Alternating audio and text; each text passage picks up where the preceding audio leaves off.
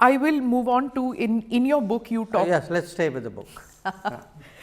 In the book, you talk about legacy building also, and about how everything that has happened in the Modi era has worked towards a goal. In 2024, will India and China bury the hatchet? Because there is in one part you talk about relationship with France and how it has gone forward. You talk about relationship with Japan. These two stand out clearly in the Modi era, having taken an upward trajectory. The two which don't take an upward trajectory, one is China and the other one is of course Pakistan. Pakistan barely makes any mention in your book, but China. So will steps be taken in 2024 to bury the hatchet? See, I cannot answer that because obviously, as they say, it takes two hands to clap. But I pose the issue, and I pose the issue in this manner, that if you look at the last 75 plus years of our foreign policy, we've had a strain of realism about China, and we have had a strain of, I can say, you can call it idealism, romanticism, non-realism, you can say. And it begins right from in a sense from day one. I mean, where there is a very sharp difference of opinion how to respond to China between Nehru and Sardar Patel. I'm giving a certain attitude here. So, I would say the Modi government and has been very much more in conformity with the strain of realism which originated from Sardar Patel.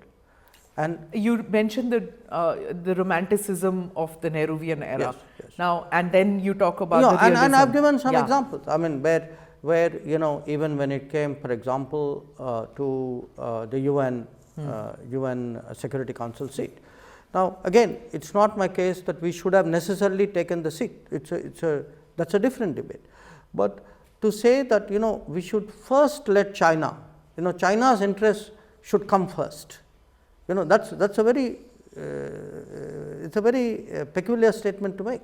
And you also write that there was no reciprocity in the years after that from China. Yeah, no. So, there is a judgment here. There is first a judgment about what we should do, then there is a judgment about what we should expect. You know. So, I think today, you know, what will happen with China, I mean, I argue for dealing with China from a basis of realism, which that strain of realism which I feel extends all the way from Sardar Patel to Narendra Modi. That is the strain of realism which I feel should allow us to have a certain approach. The alternative strain which starts from Nehru's in a sense China first policy, because he says first let China take its seat, then we will see for India. China first. So, from China first policy it ends up as Chindia policy. I know people had forgotten that horrible term, Chindia. Well, I think you mention it. You should ask the inventor of the term. Yeah, it's very cringeworthy to read it today. But there you are. Yeah. You've been ambassador in China. You've met with several of your predecessors who were foreign ministers. You as a foreign minister, as an external affairs minister, how do you see the pivot that India has taken with regard to China? No, I don't think, look, I don't believe it's a pivot we have taken. You know, we have tried to construct a relationship which is based, as I say, on three mutuals. And the fact is that unless there is a mutuality of you know, that mutuality is recognized, this relationship will find it very difficult to progress. And today part of our problem is exactly because in 2020 agreements were disregarded, and the mutuality on which this whole relationship is predicated has not been followed, that we have the situation we have.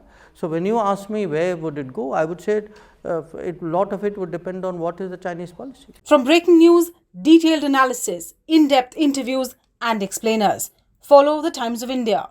Subscribe to our YouTube channel. Don't forget to like our videos and hit the bell icon to stay updated with the latest.